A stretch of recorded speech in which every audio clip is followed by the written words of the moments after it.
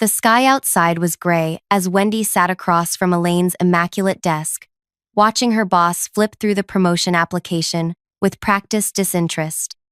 5 years of sacrificed weekends, missed family dinners, and endless overtime hours condensed into a 20-page portfolio that Elaine barely glanced at before setting it aside.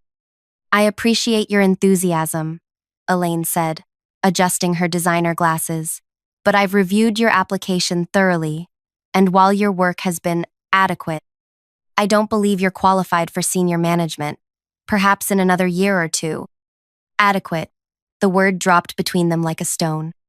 "I maintained the department's highest client satisfaction ratings. I personally saved the Lawford account when everyone else had written it off. I haven't taken a full weekend off in 3 years." But I only smiled and nodded, the practiced expression I'd perfected in corporate America. "I understand. Thank you for the feedback.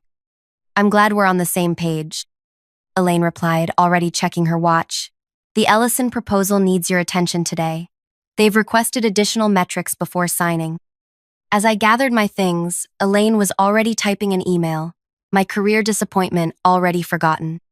I walked past the corner office that should have been mine, with its window view and glass door where my name belonged. In the parking garage, I sat in my car and stared at my reflection in the rearview mirror. The woman looking back at me wasn't sad or even angry. She looked calculating. I started the engine and made 2 decisions that would change everything. I would cancel my upcoming vacation, and I would stop writing my daily operational guides. No one at the office knew it yet, but their perfect system was about to crash without its invisible support beam. Before I tell you what happened next, you might be wondering why so many people feel stuck in careers where they're undervalued. If my story resonates with you, make sure to like and subscribe. I share a new career strategy every week that might just change your professional life. Now, back to what happened after that meeting. My name is Amelia Carlton, and until that meeting, I was the most reliable employee at Meridian Solutions. Not the most visible or the highest paid, but the one who kept everything running while others took credit. I'm methodical by nature, with an almost photographic memory for systems and processes. Growing up with 4 younger siblings taught me to solve problems before they exploded, a skill that transferred perfectly to corporate life. When I joined the company 5 years ago, I'd inherited a catastrophic mess. The previous team leader had departed abruptly after a disagreement with management, taking all procedural knowledge with them.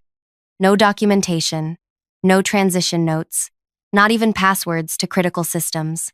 The department was in chaos. Clients were threatening to leave, and nobody knew how to fix it. I spent 3 months reverse engineering every workflow, staying until midnight decoding spreadsheets and reconstructing client histories. I created detailed guides for every process, color-coded, indexed, and meticulously organized. My boss Elaine never bothered to learn these systems. Why would she when I handled everything so smoothly? "You're a natural problem solver," she'd say during my performance reviews, always followed by a modest raise that never matched my contributions. The company had recently landed a contract with Ellison Enterprises, a major client worth millions in annual revenue. I'd built that relationship from nothing, staying late to accommodate their overseas time zone and learning their industry thoroughly. Elaine had attended exactly 3 meetings, mostly to claim credit during quarterly executive reviews. Each morning, I arrived at 7:30 in the morning to prepare briefing notes for Elaine before her 9 o'clock management meeting. Each evening, I sent comprehensive updates on all active projects. In between, I put out fires before anyone noticed smoke.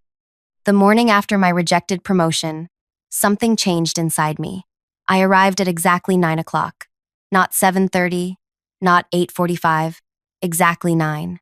I drafted no briefing notes. I answered emails directly addressed to me and ignored the rest. When a crisis erupted with a supplier, I directed it to the appropriate department instead of solving it myself as usual. By lunch, 3 people had stopped by my desk with confused expressions. "Amelia, did you see the thread about the Lawford scheduling conflict?" asked Peter from accounts. "Yes," I replied, continuing to type. He waited for more, shifting awkwardly when nothing came. "So, can you fix it like you usually do?"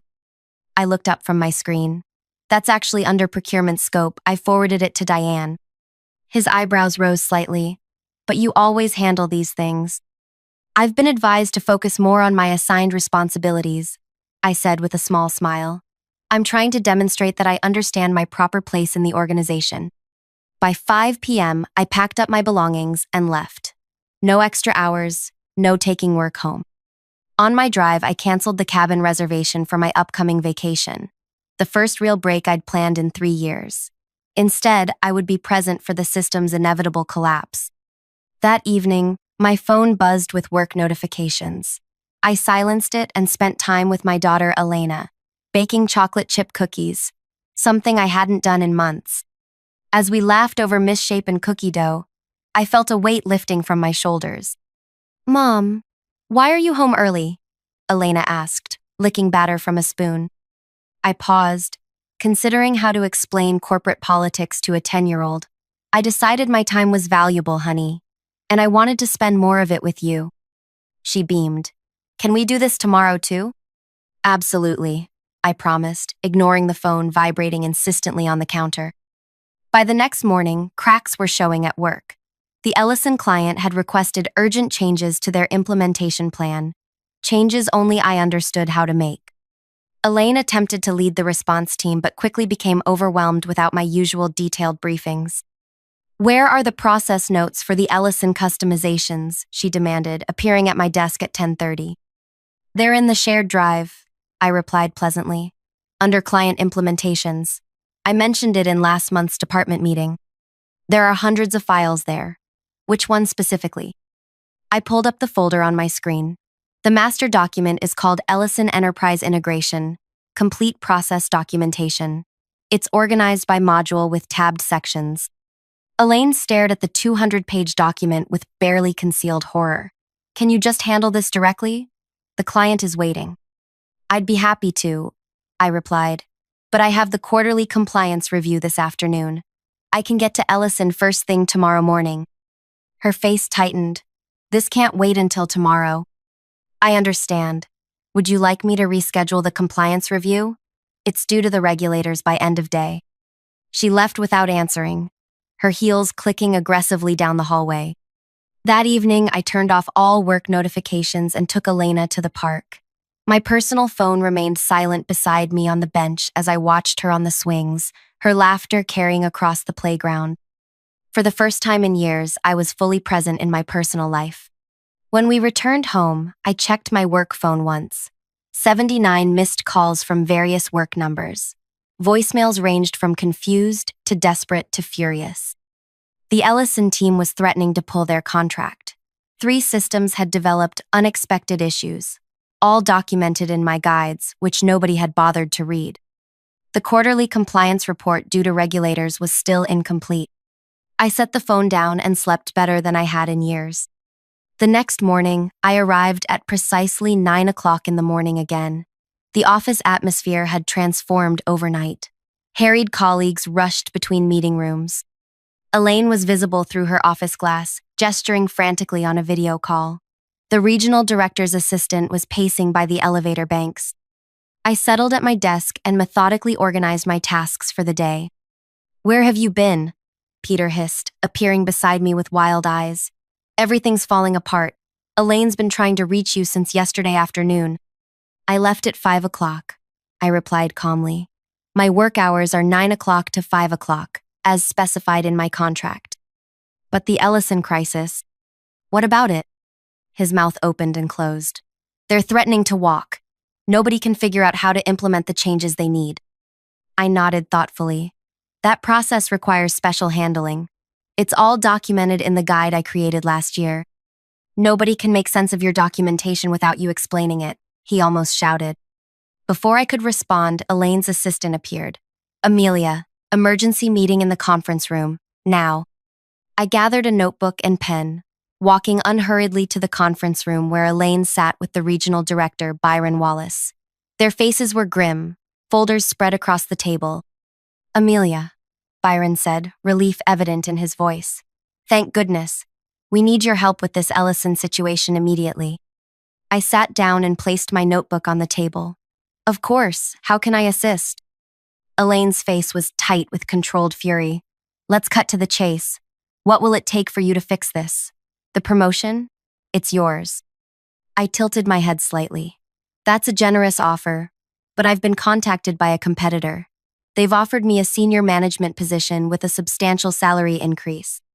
Apparently, they believe I'm qualified. The room went silent.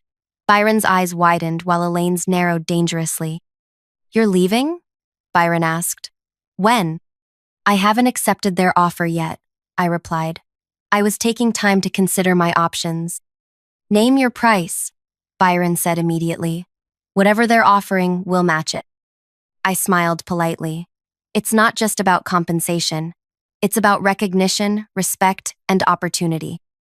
The Ellison client specifically asked for you by name, Elaine interjected. You can't possibly leave now. Interesting, I said.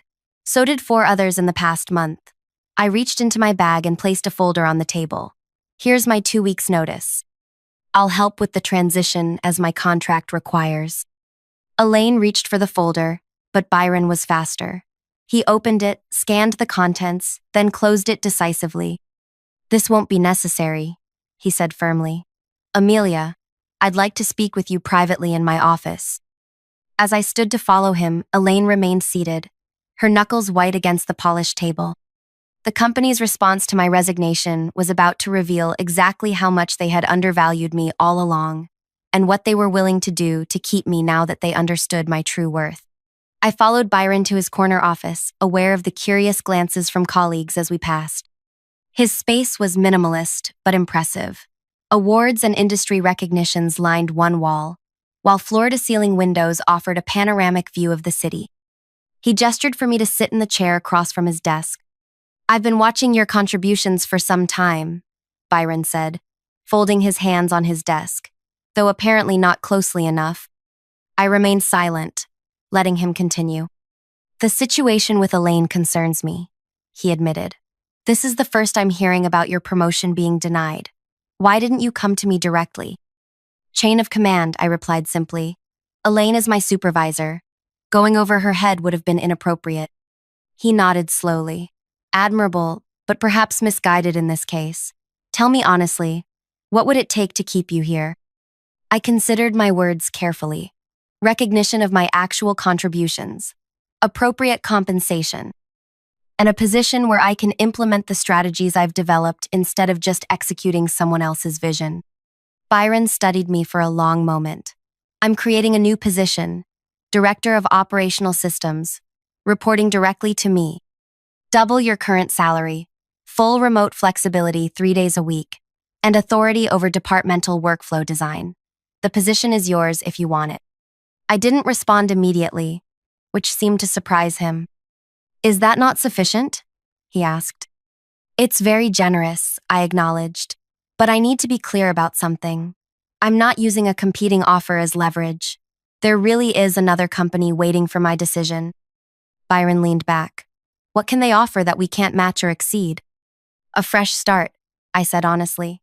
No history of being overlooked. No colleagues who see me as support staff rather than leadership. Fair point, he conceded. But consider this. You've built systems here that you understand intimately. You've cultivated client relationships that trust you. Starting over means rebuilding all of that from scratch. He was right, of course. 5 years of institutional knowledge wasn't easily replaced, but neither was the feeling of being consistently undervalued. I'll need some time to consider, I said finally. Of course, take the weekend, but I need an answer by Monday morning. He stood, signaling the end of our meeting. And Amelia, I'd appreciate if you could help stabilize the Ellison situation before you make any final decisions. I nodded. I'll handle Ellison personally today. When I returned to my desk, an email from Byron was already waiting, outlining the new position offer in writing. The salary figure made me blink twice. It was more than double what I currently earned. The job description could have been written specifically for my skill set. I was gathering materials for the Ellison call when Elaine appeared beside my desk, her expression carefully neutral. We need to talk, she said quietly. Not here. Lunch? I have the Ellison call at noon, I replied. After that then, my office at 2.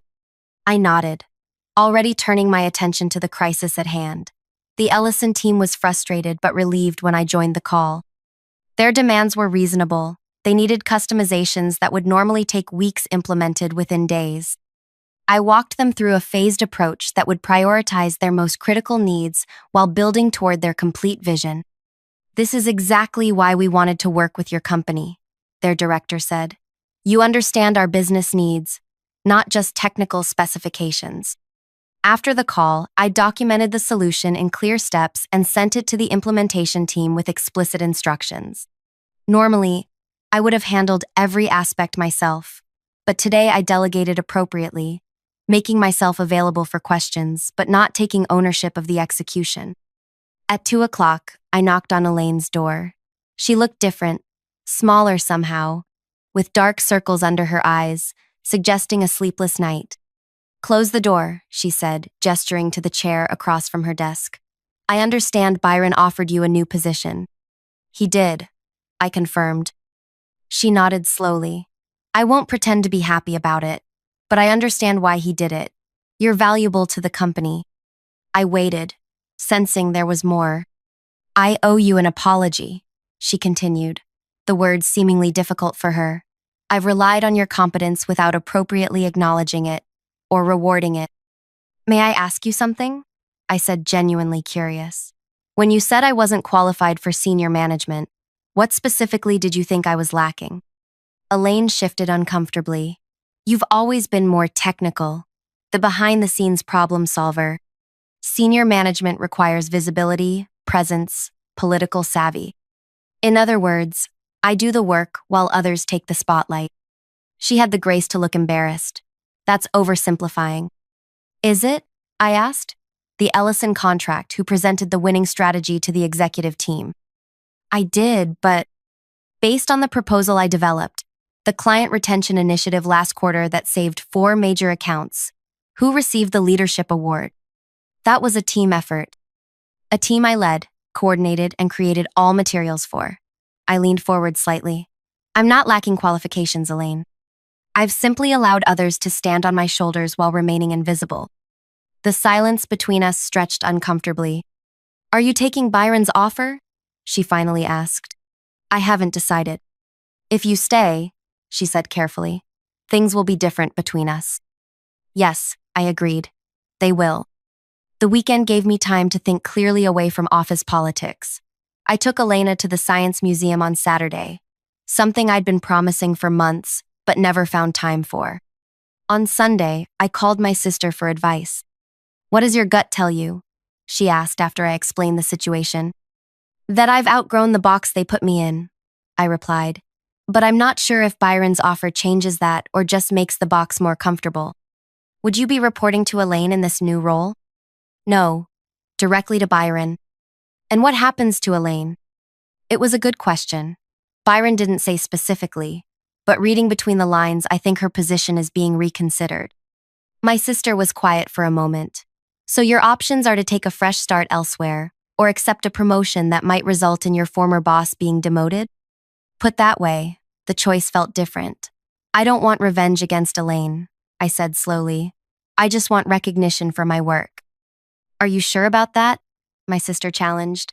"Because from what you've told me, part of you would enjoy seeing her face the consequences of underestimating you." Her words hit uncomfortably close to home. Was that what I wanted? To see Elaine humbled? To watch her realize how much she'd depended on me while simultaneously dismissing my contributions? By Monday morning, I had made my decision.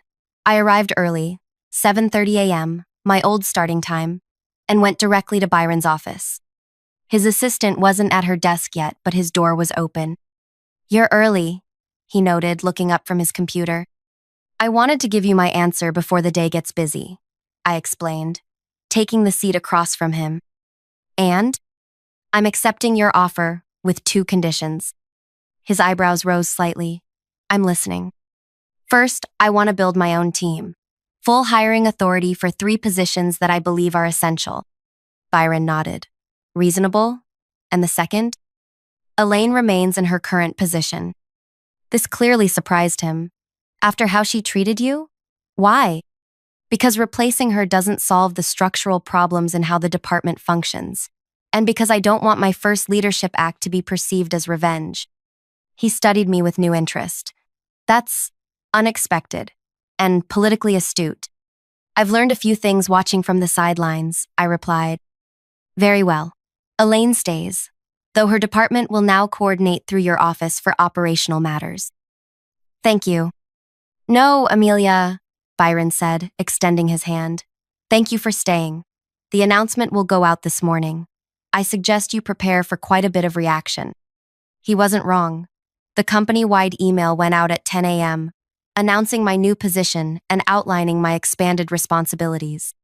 My inbox immediately flooded with congratulations, questions, and meeting requests.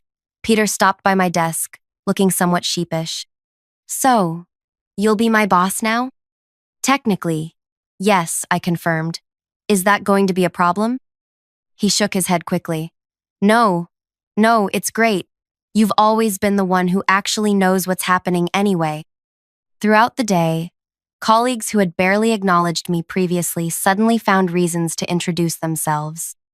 Administrative assistants who had always been kind to me now smiled with a hint of conspiracy. They understood better than anyone how invisible work kept the company running. Elaine avoided me until late afternoon, when she appeared at my desk with a folder. The quarterly strategy document, she said stiffly. Since operational planning now falls under your purview, you'll need to present this at the executive meeting tomorrow. I accepted the folder. Thank you. I'll review it tonight. She turned to leave, then hesitated. For what it's worth, I didn't recommend against your promotion because I thought you were incapable. I did it because I couldn't afford to lose you from my team. It was perhaps the most honest thing she'd ever said to me. That's the fundamental problem, isn't it? I replied. Good managers develop their people even when it means letting them move on. She nodded once, sharply, and walked away. That evening, I stayed late reorganizing my workspace for my new role. Byron stopped by on his way out. Still here? I thought you'd be celebrating. I smiled. I'll celebrate this weekend. Right now, I'm planning. Planning what? How to make sure no one else in this company is overlooked the way I was. I handed him a document I'd been working on. This is my proposed structure for the new department, including training programs to identify internal talent and systematically develop it. He flipped through the pages, eyebrows rising. You developed all this today? No, I admitted. I've been refining it for about 2 years. I just never had the authority to implement it. Byron shook his head, looking impressed. Remind me never to underestimate you, Amelia. That's the plan, I replied with a smile. 3 months later, the transformation was well underway. My new team included a brilliant systems analyst who had been buried in IT support and a process developer who had been miscast as an administrative assistant.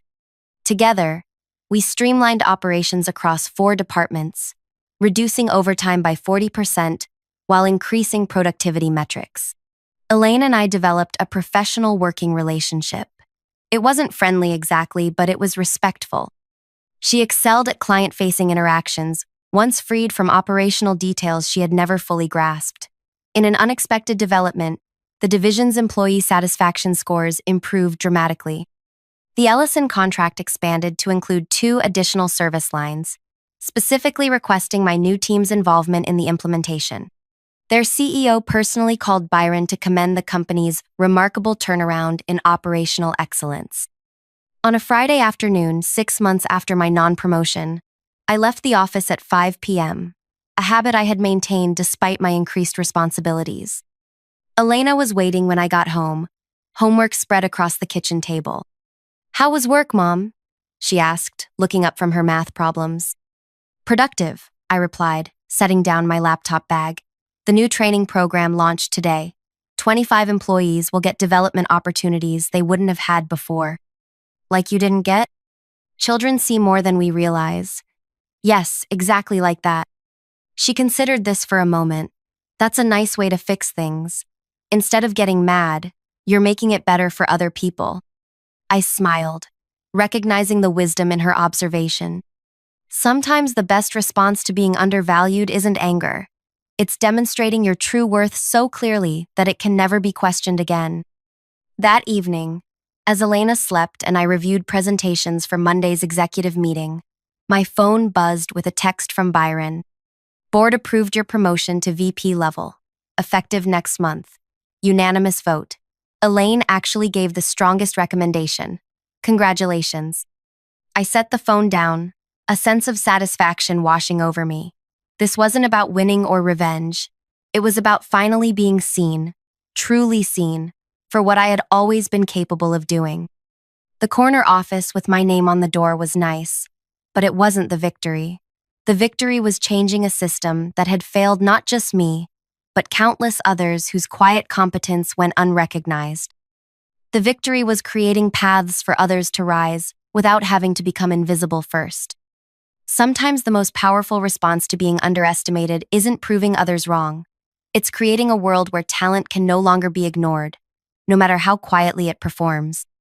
If you've ever felt invisible in your workplace, despite carrying more than your share, I hope my story gives you courage. The skills that make you indispensable are the same ones that qualify you for leadership. Don't wait for others to recognize your value. Demonstrate it so clearly that denying it becomes impossible. And if you found something valuable in this story, please like and subscribe for more strategies on transforming workplace dynamics. Remember, your worth isn't determined by others' inability to see it. It's defined by your impact, whether acknowledged or not.